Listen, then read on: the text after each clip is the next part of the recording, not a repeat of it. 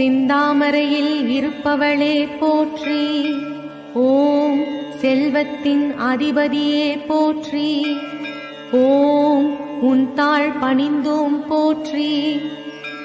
வணக்கம். மகர ராசிக்காரங்களுக்கு டிசம்பர் மாத ராசி பலன்கள் எப்படி இருக்க போகுது அப்படிங்கிறத பற்றி தான் இந்த வீடியோவில் தெளிவாக பார்க்க போகிறோம். மகர ராசி காலபுருஷ தத்துவத்தின் அடிப்படையில் பார்க்கும்போது 10வது ராசி. தொழில் ஸ்தானத்தை குறிக்கக்கூடிய ஒரு ராசி, கர்மஸ்தானத்தை குறிக்கக்கூடிய ஒரு ராசி. உங்கள் ராசி அதிபதின்னு சொல்லக்கூடியவர் சனி பகவான். மகர ராசிக்காரங்க அப்படின்னு எடுத்துக்கிட்டாலே காலபுருஷ தத்துவத்தின் அடிப்படையில் 10வது ராசியாக வர்றதுனால தொழிலுக்கு ரொம்ப ஒரு முக்கியத்துவம் கொடுப்பாங்க. சொந்தமாக தொழில் பண்ணாலும் சரி, இல்லை வியாபாரம் பண்ணாலும் சரி, இல்லை உத்தியோகம் பார்த்துட்டு இருந்தாலுமே தொழிலுக்கு ரொம்ப ஒரு முக்கியத்துவம் கொடுப்பாங்க. இவங்க மைண்டில் எப்போவுமே தொழிலுக்கு ரொம்ப ஒரு முக்கியத்துவம் கொடுப்பாங்க. கடுமையாக உழைக்கக்கூடியவங்க யார்? இந்த 12 ராசிகளில் கடுமையாக உழைக்கக்கூடியவங்க, தொழிலுக்கு ரொம்ப முக்கியத்துவம் கொடுக்குறவங்க யார் அப்படின்னா கண்ணை மூடிட்டு சொல்லலாம், இந்த மகர ராசிக்காரங்க தான் அதுக்கு உண்டான நபர்கள். அதனால தான் உங்கள் ராசி அதிபதினு சொல்லக்கூடிய சனி பகவானுக்கு தொழில்காரகன் அப்படிங்கிற ஒரு பட்டமே வழங்கப்பட்டிருக்கு. சரி, இப்போ உங்கள் ராசி அதிபதினு சொல்லக்கூடிய சனி பகவானை பற்றி ஒரு சில முக்கியமான விஷயங்களை நீங்கள் தெரிஞ்சுக்கங்க. ஏன்னா சனி தான் தொழில்காரகன், கர்மகாரகன் சொல்லக்கூடியவர். சனியை நிறைய பேர் திட்டிகிட்டே இருப்பாங்க. ஏதாவது ஒரு சின்ன பிரச்சனை, மற்ற கிரகங்கள் பிரச்சனை கொடுத்தா கூட சனினால தான் நான் ரொம்ப கடுமையாக கஷ்டப்பட்டுருக்கிறேன், 7 சனி பிடிச்சிருச்சு, அந்த சனி பிடிச்சிருச்சு, சனி திசை வந்துருச்சு, அதனால தான் நான் நல்லா இல்லை அப்படி சொல்லுவாங்க. ஆனால் அதெல்லாம் உண்மை கிடையாது. சனி கர்மகாரகன். நம்ம என்ன பாவம் புண்ணியமெல்லாம் பண்ணிட்டு வந்திருக்கிறோமோ அதுக்கு தகுந்த மாதிரி தான் அவர் ஜாதகத்தில் அமர்வார். அவர் நல்ல சுபகிரகங்களுடைய தொடர்பை பெற்று நல்ல பலமாக இருக்கிறார் அப்படின்னா நம்ம புண்ணியத்தோடு பிறந்திருக்கிறோன்னு அர்த்தம். அதே சனி ஏதாவது பாவகிரகங்களோட ஒரு மோசமான இடத்துல பலகீனமான அமைப்பில் அமர்ந்துட்டார் அப்படின்னா நம்ம நிறையா கர்மாவை பண்ணிட்டு வந்திருக்கிறோம், நிறையா அடுத்தவங்களுக்கு கஷ்டம் கொடுத்துட்டு வந்திருக்கிறோம். அதனால தான் நம்ம ஜாதகத்தில் கஷ்டம் கொடுக்குற மாதிரி ஒரு அமைப்பில் அவர் அமருவார். மற்றபடி சனி யோகத்தை கொடுக்கணுன்னா அவர் கொடுக்குற அந்த யோகத்தை யாராலையுமே தடுக்கவே முடியாது. அந்த மாதிரி ஒரு பவர்ஃபுல் அவர். மற்ற கிரகங்களாவது தசாவுத்திகளாக தான் தன்னுடைய பவரை காமிப்பாங்க. ஆனால் சனி பகவானுக்கு மட்டும் ஸ்பெஷல் போஸ்டிங்காக அஷ்டமச்சனையில் பாதிப்பார், 7 சனியில் பாதிப்பார், ஜென்மச்சனையில் பாதிப்பார், அஷ்டாசம சனியிலையும் பாதிப்பார். இந்த மாதிரி சனிக்கு மட்டும் ஸ்பெஷல் போஸ்டிங் உண்டு. சனி ஒரு மந்த கிரகம் அப்படிங்கிறதுனால எதுலேயுமே தாமதமான ஒரு செயலை குறிக்கிறவர் சனி பகவான் தான். சனி பகவான் போய் ஒரு ராசியில் போய் அமர்ந்துட்டார் அப்படின்னா அந்த ராசியில் உண்டான விஷயங்கள் எல்லாமே தாமதமாக தான் அவங்களுக்கு கிடைக்கும். அப்புறம் நாடி ஜோதிடத்தில் ஜீவனகாரகன் சொல்லுவாங்க சனி பகவானை. அப்புறம் ஈஸ்வர பட்டம் பெற்றவர் அவர் தான். 8 மக்களை குறிக்கிறவர் சனி பகவான் தான். ஒருத்தருடைய ஜாதகத்தில் சனி பகவான் பலமாக இருந்தால் தான் அவருக்கு ஒரு விசுவாசிகள் இருப்பாங்க. அவர் சொல்கிறத அடித்தட்டு மக்கள் கேட்பாங்க. உடல் ஊனமுற்றவங்களுக்கு சனி பகவான் தான் அதிபதி. உடம்புல ஏதாவது ஒரு ஊனம் இருக்குது, சரியாக நடக்க முடியல அப்படின்னா அது சனி பகவானுடைய ஒரு காரகம் தான். சனி பகவான் உங்களுடைய சுய ஜாதகத்தில் சனி பகவான் பாதிக்கப்பட்டிருக்கும் போது தான் அந்த உடல் ரீதியான உபாதைகள், உடல் ஊனமாக பிறக்கிறது, இந்த மாதிரி ஒரு பலனை கொடுத்துருவார். அதுவும் கர்மாவுக்கு தகுந்த மாதிரி தான் கொடுப்பார்.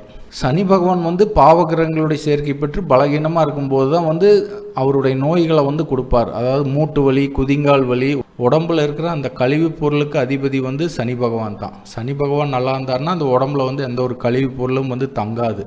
சனி பகவான் பாதிப்படையும் போது தான் உடம்புல ஏதாவது ஒரு கழிவு பொருள் தங்கிட்டு அவங்களுக்கு சிரமம் கொடுத்துட்ருக்கும். மகர ராசிக்காரங்களுக்கு அதிர்ஷ்டமான திசைன்னு பார்க்கும்போது தெற்கு திசை அதிர்ஷ்டமான ஒரு திசையாக இருக்கும். சனி பகவானுக்கு உண்டான கலர்னு பார்க்கும்போது கருப்பு கலர் சனி பகவானுக்கு அதிர்ஷ்ட கலராக இருக்கும். எண்ணுன்னு பார்க்கும்போது 8ஆம் எண் சனி பகவானுக்கு அதிர்ஷ்ட எண்ணாக இருக்கும். சனி பகவானுக்கு சனிக்கிழமை காவல் தெய்வங்களை வழிபாடு செய்கிறது ரொம்ப ஒரு விசேஷமான பலனை கொடுக்கும். அதாவது கருப்புராயர், முனீஸ்வரர், காலபைரவர், ஆஞ்சநேயர், இந்த மாதிரி கடவுள்களை வணங்கும் போது சனி பகவானுடைய கடாட்சம் முழுமையாக கிடைக்கும். மகர ராசிக்காரங்களுக்கு டிசம்பர் மாத கிரக நிலைகள் எப்படி இருக்குது, எந்த மாதிரி ஒரு யோகத்தை வழங்க போகிறாங்க அப்படிங்கிறத பற்றி பார்க்கலாம். மகர ராசிக்காரங்களை பொறுத்தளவு கிரக நிலைகள் நல்ல ஒரு அற்புதமான அமைப்பிலேயே இருக்குது. உங்கள் ஜென்ம ராசிக்கு பார்த்திங்கன்னா குரு பகவானுடைய பார்வை இருக்குது. இது நல்ல ஒரு அற்புதமான அமைப்பு. ஏன்னா உங்கள் ராசிக்கு 5ஆம் இடத்துல குரு பகவான் அமர்ந்து தன்னுடைய 9ஆம் பார்வையாக ஜென்ம ராசியை பார்வை செய்கிறார். இது வந்து நல்ல ஒரு அற்புதமான அமைப்பு. அதுக்கப்புறம் வந்து பார்த்திங்கன்னா யோகாதிபதி மகர ராசிக்காரங்களுக்கு வந்து 5ஆம் அதிபதி, மகர ராசிக்காரங்களுக்கு வந்து 5ஆம் அதிபதி 10ஆம் அதிபதின்னு சொல்லக்கூடிய சுக்கிர பகவான் உங்கள் ராசிக்கு 12ல் மறைஞ்சிருந்தார். உங்கள் ராசிக்கு ராஜ யோகாதிபதின்னு சொல்லக்கூடிய சுக்கிர பகவான் டிசம்பர் 2ஆம் தேதி வந்து ஜென்ம ராசிக்குள்ளேயே வந்து வர்றார். அப்படிங்கும்போது இதெல்லாமே வந்து ஒரு அற்புதமான பலன்கள் வந்து உங்களுக்கு நடக்கும். அது ஜென்ம ராசிக்கு வந்து குருவுடைய பார்வை விழுந்து யோகாதிபதி வந்து ஜென்ம ராசிக்குள்ளே வர்றது வந்து நல்ல ஒரு அதிர்ஷ்டகரமான பலன்கள் வந்து மகர ராசிக்காரங்களுக்கு வந்து நடக்கும். அதிர்ஷ்டம் வந்து அப்போ தான் வேலை செய்யும். ஏன்னா 5ஆம் இட விஷயங்கள் 10ஆம் இட விஷயங்கள் எல்லாமே வந்து நல்ல முறையில் வந்து ஆக்டிவேட் ஆகும். அதுவும் வந்து சந்திரனுக்கு குருவுடைய ஒளி விழுகிறதுனால சந்திரன் தான் வந்து உடல் காரகன், மனோ காரகன், எண்ண ஓட்டத்துக்கு வந்து அதிபதி வந்து சந்திரன் தான். இப்போ சந்திரனுக்கு வந்து 2 சுபகிரகங்களுடைய தொடர்பு வந்து கிடைக்கும்போது நல்ல ஒரு அற்புதமான பலன்களை வந்து வழங்குவார். அப்புறம் 5ஆம் இட விஷயங்கள் எல்லாமே வந்து நல்ல முறையில் வந்து ஆக்டிவேட் ஆகும். 5ஆம் இடத்துல என்ன இருக்குது அப்படின்னா பூர்வ புண்ணியஸ்தானம் சொல்லக்கூடியது வந்து 5ஆம் இடம் தான். அப்போ அந்த பூர்வீக சொத்துக்கள் சம்மந்தப்பட்ட விஷயங்களில் இல்லை பூர்வீக ஊருக்கு வந்து போயிட்டு வர்றது இந்த மாதிரி சுப பலன்களை வந்து கொடுக்கும்.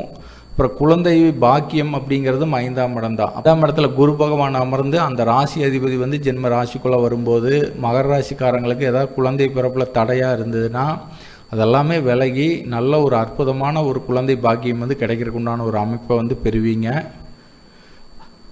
அதுக்கப்புறம் வந்து அதிர்ஷ்டம், மன மகிழ்ச்சி, காதல் சம்மந்தப்பட்ட விஷயங்கள் இது எல்லாமே வந்து உங்களுக்கு ஒரு நல்ல பலனை வந்து கொடுக்கும். ஒரு சில மகர ராசிக்காரங்க வந்து இளமை பருவத்தில் இருக்கிறவங்க வந்து காதல் வயப்படுறதுக்கு உண்டான ஒரு அமைப்பு வந்து உண்டு. ஏன்னா 5ஆம் அதிபதி ஜென்ம ராசிக்குள்ளே வரும்போது இந்த பலனை கொடுப்பார்.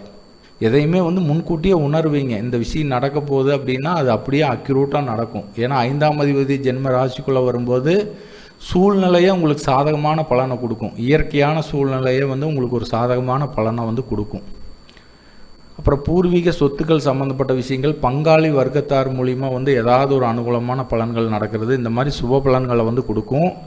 அவரே வந்து 10ஆம் அதிபதியாக இருக்கிறதுனால தொழில் சார்ந்த விஷயம், அதாவது 10ஆம் அதிபதி வந்து ஜென்ம ராசிக்குள்ளே வரும்போது அது குரு பார்வையில் வரும்போது தொழில் சார்ந்த விஷயத்தில் வந்து உங்களுக்கு ஒரு நல்ல பலனை வந்து கொடுக்கும். மகர ராசிக்காரங்க ஏதாவது உத்தியோகம் பார்த்துட்டு இருந்தாங்கன்னா சம்பள உயர்வு, பதவி உயர்வு, ஒரு கௌரவம் கிடைக்கிறது, புகழ் கிடைக்கிறது, அந்தஸ்து கிடைக்கிறது இது எல்லாமே வந்து சிறப்பாக வந்து இருக்கும். ஒரு சில பேர் வந்து சொந்த தொழில் தொடங்கும்னு நினைக்கிறவங்க இந்த காலகட்டத்தில் வந்து தொடங்கலாம். ஏன்னா 7.5 சனி வந்து முடிகிற கண்டிஷனில் தான் இருக்குது. உங்களுடைய பிறப்பு ஜாதகம் வந்து நல்லாவே இருந்துச்சுன்னா நீங்கள் கட்டாயம் வந்து சொந்த தொழில் தொடங்கலாம். அதுக்குண்டான ஒரு அதிர்ஷ்டகரமான பலன்கள் வந்து உங்களுக்கு நடக்கும். இது மகர ராசிக்காரங்களுக்கு இன்னொரு ராஜ யோகாதிபதி யாருன்னா புதன். அவர் வந்து பார்த்திங்கன்னா லாபஸ்தானத்தில் இருக்கிறார். அப்படிங்கும்போது 9ஆம் அதிபதி வந்து லாபஸ்தானத்துக்கு வர்றது வந்து ஒரு அதிர்ஷ்டகரமான ஒரு அமைப்பு. ஏன்னா 2 யோகாதிபதிகளுக்கும் வந்து குருவுடைய பார்வை விழுகிறது வந்து நல்ல ஒரு அதிர்ஷ்டகரமான பலன்கள் வந்து மகர ராசிக்காரங்களுக்கு நடக்கும். அப்படிங்கிறதுல எந்த ஒரு மாற்று கருத்துமே இல்லை. தந்தை வர்க்கத்தார் மூலியமாவோ இல்லை குருநாதர் சம்மந்தப்பட்ட விஷயத்திலையோ இல்லை உயர்கல்வி சம்மந்தப்பட்ட விஷயத்திலையோ உங்களுக்கு ஒரு நல்ல அனுகூலமான பலன்கள் வந்து நடக்கும். வெளிநாடு வெளி மாநிலம் முயற்சி எடுத்துகிட்டு இருக்கிற மகர ராசிக்காரங்களுக்கு எல்லாமே வந்து அது கைகூடுறதுக்கு உண்டான ஒரு அமைப்பு வந்து உண்டு. மகர ராசிக்காரங்க வந்து கவனமாக இருக்க வேண்டிய நாள் அப்படின்னு பார்க்கும்போது அதாவது சந்திராஷ்டம நாள் எப்போ வருது அப்படின்னா டிசம்பர் 20, 21 அந்த 2 நாட்கள் மட்டும் நீங்கள் கவனமாக இருக்கணும். ஏன்னா கோச்சார சந்திரன் வந்து உங்கள் ராசிக்கு 8ஆம் இடத்துல வந்து பயணிப்பார். அப்படிங்கும்போது உங்கள் மனசு வந்து எதிர்மறையாக வந்து அன்னைக்கு கொஞ்சம் செயல்படும். 2 நாளைக்கு அன்னைக்கு சந்திராஷ்டமம் நடக்கிறதுனால அந்த 2 நாட்கள் அதாவது டிசம்பர் 20, 21 அந்த 2 நாட்களில் மட்டும் நீங்கள் எந்த ஒரு முக்கிய முடிவுகளும் வந்து எடுக்காதீங்க. யாருக்கிட்டையுமே வந்து ஆர்கியூமெண்ட் பண்ணாதீங்க. ஏதாவது பயணங்கள் இருந்ததுன்னா அதை தவிர்க்கிறது வந்து நல்லது. அந்த நேரத்தில் அடுத்தவங்க விஷயத்தில் வந்து தலையீடு வந்து பண்ணாதீங்க. நீங்கள் உண்டு உங்கள் வேலை உண்டுன்ட்டு இருந்தீங்கன்னா எந்த ஒரு பிரச்சனையுமே வந்து வராது. அதை விட்டுட்டு ஏதாவது ஆர்கியூமெண்ட்டோ இல்லை ஏதோ பண்ணிங்கன்னா தேவையில்லாத மன உளைச்சலுக்கு வந்து ஆளாகிற மாதிரி ஒரு சுச்சுவேஷனை கொடுத்துரும். அதனால் அந்த 2 நாட்கள் மட்டும் நீங்கள் எந்த ஒரு முக்கிய முடிவுகளும் வந்து எடுக்காதீங்க. மகர ராசிக்காரங்களுக்கு வந்து ஒரு நல்ல அதிர்ஷ்டகரமான நாட்கள் அப்படின்னு பார்க்கும்போது டிசம்பர் 5ஆம் தேதி 6ஆம் தேதி அன்னைக்கு வந்து பார்த்திங்கன்னா உங்கள் ஜென்ம ராசிக்குள்ளேயே வந்து கோச்சார சந்திரன் வந்து பயணிப்பார். உங்கள் ஜென்ம ராசிக்குள்ளே வந்து சுக்கிரன் இருப்பார். அதிர்ஷ்டத்தை கொடுக்கக்கூடிய சுக்கிரன் இருக்கிறார். உங்கள் ஜென்ம ராசிக்கு வந்து குருவுடைய பார்வை வந்து விழுகுது. அப்படிங்கும்போது டிசம்பர் 5ஆம் தேதி 6ஆம் தேதி வந்து 2 சுபகரங்களுடைய தொடர்பில் வந்து கோச்சார சந்திரன் வந்து பயணிக்கிறது வந்து நல்ல ஒரு அதிர்ஷ்டகரமான பலன்கள் வந்து அந்த 2 நாளைக்கு வந்து நடக்கும். அப்படிங்கும்போது அந்த 2 நாட்களை வந்து நல்ல முறையில் வந்து பயன்படுத்திக்கங்க. ஏதாவது ஒரு முக்கிய முடிவுகள் எடுக்கிறது, ஏதாவது ஒரு இடத்துக்கு முக்கியமான இடத்துக்கு போயிட்டு வர்றது, ஏதாவது ஒரு முக்கிய விஷயத்தில் வந்து கையெழுத்து போடுறது, இந்த மாதிரி எல்லாமே வந்து அந்த 2 நாட்களை வந்து பயன்படுத்திட்டிங்கன்னா நீங்கள் அந்த நேரத்தில் என்ன காரியம் அந்த 2 நாளில் செஞ்சாலுமே வந்து அந்த காரியம் வந்து உங்களுக்கு சாதகமாகவே வந்து முடியும். அதில் எந்த ஒரு மாற்று கருத்துமே கிடையாது. மகர ராசிக்காரங்களை பொறுத்தளவுக்கு டிசம்பர் மாத கிரக நிலைகள் வந்து நல்ல ஒரு சாதகமான அமைப்பில் இருக்கிறதுனால நீங்கள் அதிகப்படியான யோக பலன்கள் வந்து நீங்கள் அடைவீங்க. அப்படிங்கிறதுல எந்த ஒரு மாற்று கருத்தும் இல்லை நண்பர்களே. சரி நண்பர்களே, மீண்டும் அடுத்த ராசியான கும்பராசியில் சந்திக்கலாம் நண்பர்களே. வணக்கம், வாழ்த்துக்கள்.